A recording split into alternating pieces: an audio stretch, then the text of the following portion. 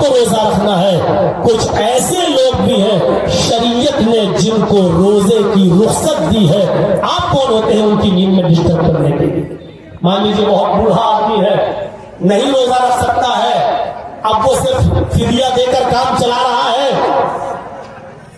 اس کی دوا چل رہی ہے, وہ بیچارہ ڈپران 5 mg 10 mg کی لے کے سو رہا ہے, اس کو ڈاکٹر نے دوا کے ساتھ نیند کی گولی بھی تجویز کی ہے, وہ نیند نہیں آتی ہے اس کو, وہ جب تک نیند کی ٹیبلٹ نہیں لیتا ہے سوتا نہیں ہے. اب بیچارہ وہ عشاء کی نماز کے بعد سویا تھا, اس کو 11 بجے نیند آئی تھی کہ 2 ہی بجے آپ نے مائک پکڑ کے اور زوردار آواز میں شور مچانا شروع کر دیا اور اس بوڑھے کی نیند میں ڈسٹرب آپ نے کر دیا. اس بوڑھے پر روزے کی رخصت ہے لیکن وہ اٹھ گیا اور اب اس کو نیند نہیں آ رہی ہے, اس کی طبیعت اور زیادہ خراب ہو رہی ہے. اب اس کا ذمہ دار کون ہے میرے بھائیوں؟ مجھے بتائیے. اس کے اوپر تو روزہ نہیں تھا, شریعت نے کہا تھا کہ فدیہ دے دے, وہ ایک مسکین کو کھانا کھلاتا, اس کے لیے کافی تھا اتنا, وہ کر لیتا. آپ نے اس کی نیند میں ڈسٹرب کر کے اس کو اٹھا کر اس کے مرض میں جو اضافہ کیا, اس تکلیف دینے کا بتائیے گناہ کس کے اوپر پڑے گا؟ بہت سی عورتیں بیچاری لیڈیز ہیں, حاملہ ہیں, پیٹ میں ان کے بچہ ہے, شریعت نے ان کو رخصت دی ہے کہ اس وقت وہ روزہ نہ رکھے. اگر ہو سکتا ہے بھوکی اور پیاسی رہے گی تو ان کے پیٹ میں پلنے والا بچہ کہیں رزق کی کمی کی وجہ سے پیٹ ہی میں مر نہ جائے, شریعت اجازت دیتی ہے کہ جب تک حمل وضع نہ ہو جائے تو روزہ نہیں رکھو. چلو رخصت کی ہے, اب اس عورت کو بھی تم نے اس کی نیند میں ڈسٹرب کر دیا ہے. یا جو عورتیں اپنے بچوں کو دودھ پلا رہی ہیں, شریعت نے ان کو رخصت دی ہے کہ چلیے وہ دودھ پلاتی ہے اپنے بچوں کو, ابھی تمہارے اوپر روزہ نہیں, چھوڑ دو, چلیے کر لیجیے گا بعد میں. لیکن اب آپ اندازہ لگائیے ان کی نیند میں ہم ڈسٹرب کر رہے ہیں, ان کی نیند میں. بہت سے لوگ بیمار رہتے ہیں, نہیں یہ روزہ شریعت نے رخصت دی ہے کہ بیمار ہو تو تم روزہ چھوڑ دو. کان مریضن او علی سفر, اگر تم بیمار ہو یا سفر میں ہو, فعدۃ من ایام اخر, تو دوسرے دنوں میں تم اس کی فکر کرو اور اس کی گنتی کو پورا کرو, بعد میں رکھ لینا. شریعت نے اجازت دی ہے تو تم ان بیمار لوگوں کو بھی تکلیف پہنچا رہے ہو, ان کی نیند میں ڈسٹرب کر رہے ہو. آپ سمجھ رہے ہو کہ ہم بہت بڑا نیک کام کر رہے ہیں. یہ ساری چیزیں لوگوں کو تکلیف دینے کے زمرے میں آتی ہیں. کوئی چیز سامان خریدنے لگے, اس دکان سے بکتا ہے اور ہم نے اپنی گاڑی کھڑی کر دی 4 ویلر لے جا کر بیچ راستے میں, اب ادھر سے بھی لوگوں کو آنے میں دقت, ادھر سے بھی دقت, ہم کو آدھا گھنٹہ لگ رہا سامان خریدنے میں.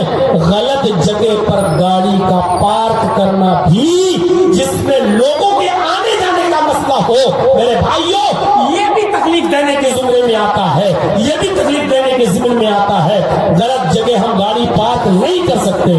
شادی ہونا ہے ہماری بیٹی کی, لوگ آئیں گے, 300-400 آدمیوں کو کھانا کھلانا ہے, گھر کے باہر آنے جانے کا راستہ ہے, ہم نے ویکینڈ ڈال دیا ہے.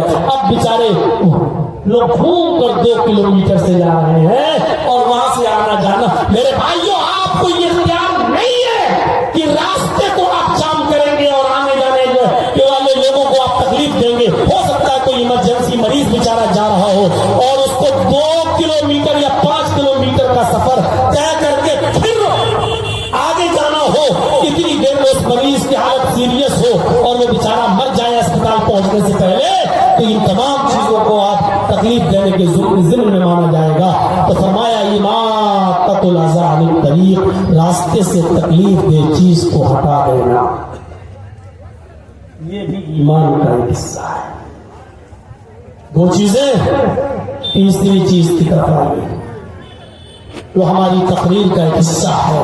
والحیاء شعبۃ من الایمان, حیا ایمان کا ایک شعبہ ہے. حیا بھی ایمان کی ایک برانچ ہے.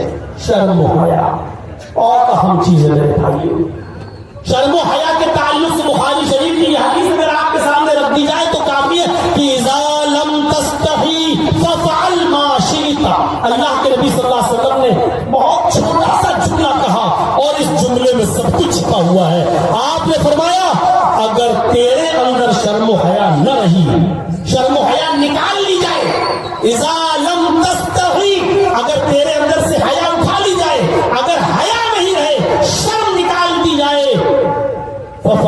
شئت تو پھر تو کر جو کچھ کرنا چاہے، تیرا دل جو کرنا چاہے وہ تو کر. یعنی جب شرم و حیا کسی انسان کے اندر سے نکل جائے گی تو پھر اس کے اندر وہ ہر برائی کا کام کرنے میں کوئی جھجک محسوس نہیں کرے گا. کیوں؟ کیونکہ شرم و حیا نہیں ہے.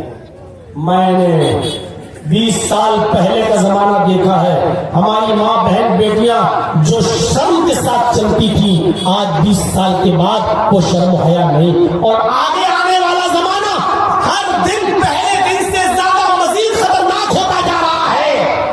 آج دیکھ لیجئے پشچمی سبھیتا، ویسٹرن کلچر، مغربی تہذیب اتنی حاوی ہو چکی ہے کہ آج شرم و حیا کا جنازہ نکل چکا ہے.